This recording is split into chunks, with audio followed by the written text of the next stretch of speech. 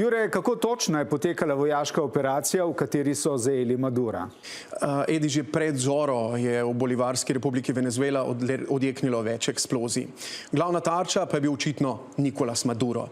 Ta naj bi še pred zajetjem iz rezidence v Mirafloresu razglasil izredne razmere, medtem so odjeknili napadi v Caracasu in sosednjih državah, La Miranda, La Guaira, Aragua.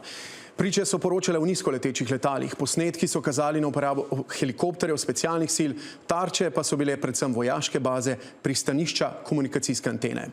Vojaška akcija je bila zagotovo vodena skupnega ameriškega poveljstva specialnih sil, JSOC se imenuje in večinoma lasirana s 4. flote, kamor je dodeljena tudi ameriška letalna nosilka Gerald Ford.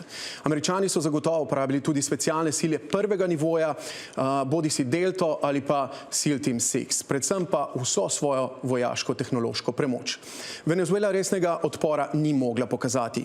Kljub temu, da imajo več kot 120.000 aktivnih profesionalnih vojakov, so opremljeni starim sovjetskim orožjem, pa tudi nekaj sodobnih letal, kot so denimo Suhoj 30.